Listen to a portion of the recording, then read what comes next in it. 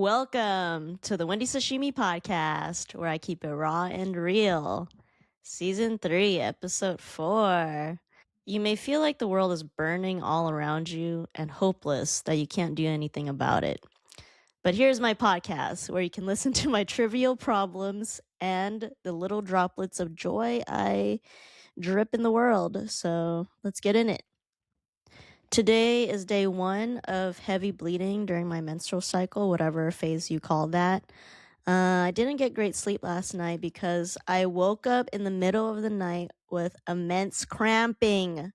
That has actually never happened to me. I never really had bad cramps. I know, lucky me.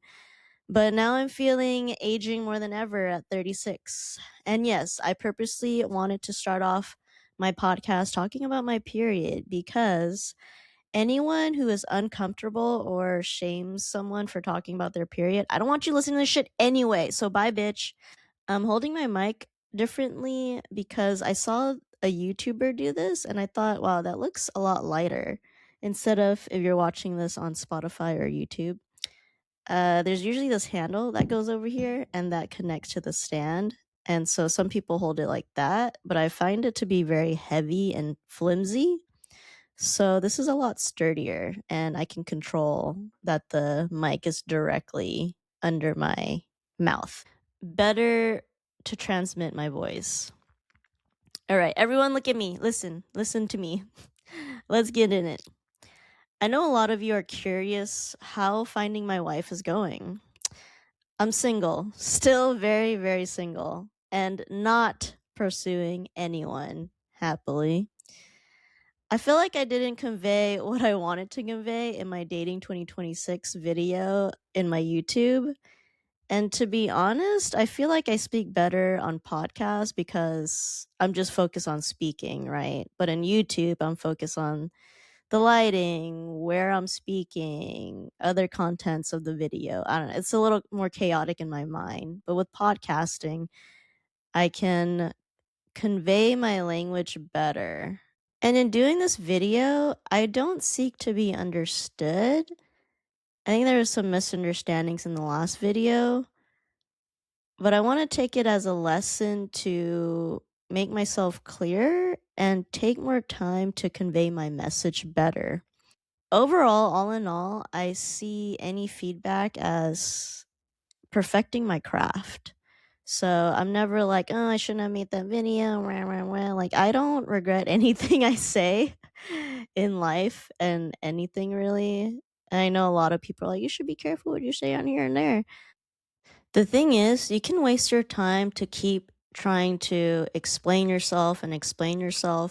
But if that person or other people still don't understand you, it's not your job to make them understand you. Just let them. Like the Mel Robbins theory, let them misunderstand you. As long as you understand yourself, that's the only thing that matters. So those 3 women I spoke about in that video were my recent connections. Not women I'm pursuing. I'm not pursuing any of them. Although they are great, gorgeous, wonderful women, but not for me. We have a difference in values, future goals, and emotional availability. This is more of an appreciation, despite the brief encounters, and a better reflection of myself and who I'm choosing to connect with. Without going into much detail, I will briefly give an appreciation of how each one shaped me in being more clear in what I want in a relationship and eventually wife. The first one, the gorgeous baddie. Honestly, one of the prettiest people I've seen ever. And I know that sounds cheesy, but it's true.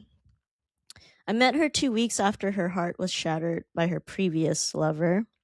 Some may call it a rebound, but I call it a refound. Is that a word? Word Doc didn't correct me, so it is a word. I feel like anything could be a word these days. Anyway, a refound of oneself that you are that bitch, that you still are that bitch, and you never needed this toxica person in the first place. She's an entrepreneur baddie who is deep into connecting with her community. It's inspiring. As I find my way after quitting my corporate tech job and vowing to put my all into my creativity and aligning with myself and what I want in life, she showed me what is possible, career and purpose wise. I will always be rooting for her.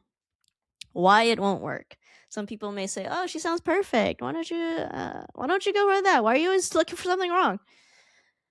I don't really know her, but from what I gathered, and as what I said, she just broke up with her ex, who she thought was her person. So she is immensely healing. I understand that. That is something she has to do on her own. It's not something that I can help with. And she gave me the impression that she didn't want babies. I go back and forth on this a lot. I mean, before I wanted something's in my nose. Pause. Before I wanted 4 kids, I know. But being closer to my geriatric age, quote unquote, I fucking hate that. Please don't use that, even though I just did. But as women grow older, yes, our biological clock is ticking. But as we've seen, and with modern science, it's possible more than ever to have children later.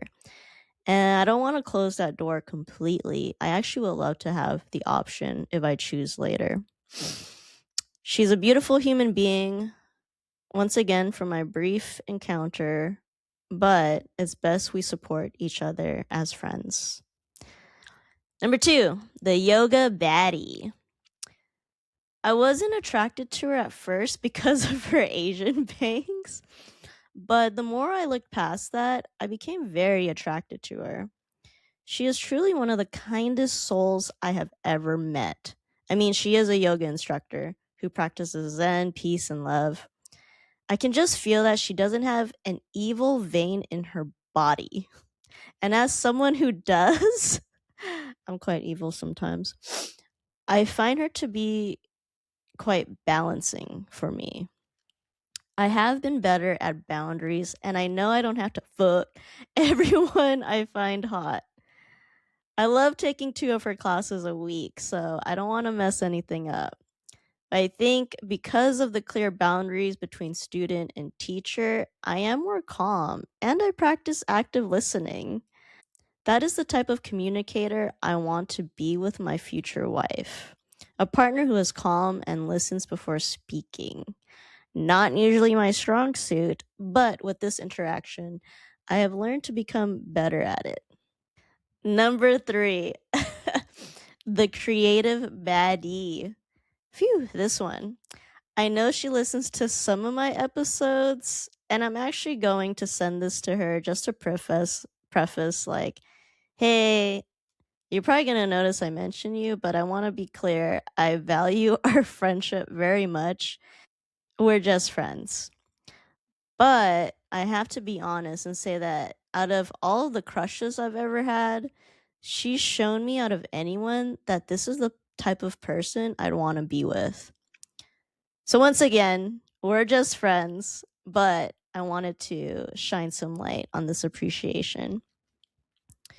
She's funny, she's artistic, she's genuine, she's kind, she's compassionate, she's loving, she's wildly attractive, but doesn't flaunt it, like at all.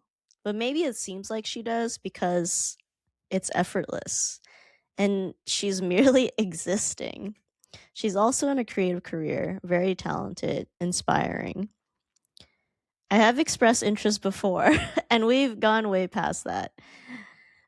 She put up the boundaries of friendship, but seeing where our friendship has gone since then, that actually feels boundless because of that, and I out of anyone know that most of the time friendships are better than romantic partnerships. I said it.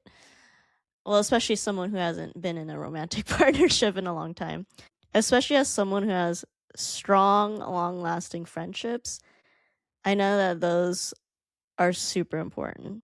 So in continuing our friendship, that has deepened our connection, and I'm grateful for her for this. She's way more mature than me, although she's quite younger. I think the big thing that attracted me to this person was that she was there for me during immense grief. I mean, grief of seeing children, women, men being blown up during the genocide in Gaza, still happening. Grief from losing one of my best friends suddenly. I had friends and family who supported me. I have an amazing support system, but there are times when I was crying alone and wish someone as in like a romantic partner who's there holding me and telling me that everything was going to be okay. So she showed me that this type of person exists. Sorry to disappoint y'all who wanted the real update of me dating someone and galloping into the rainbow gay bliss. Despite not dating anyone, still, I'm healing and happy. As we say in the corporate tech world, update, no update. I didn't intentionally date this past year due to dealing with grief, transitioning, breaking free from a life I thought I was supposed to live, and now creating myself towards who I want to be. With all of these new connections within the past year, I feel that reflects more of who I am now and the better choices that I have been making. All of these women are amazing baddies. We don't have to go into the people I used to date. That was during a time of chaos and turmoil internally for me. But now I feel more healed and clear headed to do better for myself. I hope we all do better for ourselves. In time, the person who chooses to see me and want all of me will come, while I'm on my pathway of consistently choosing myself. I trust the universe and the process. I know she's getting closer. Thank you so much for listening. Stay tuned for the next one. Follow, share with someone who needs a distraction from all the shit show that's going on in the world. Love y'all. Peace, easies. Wendy Sashimi.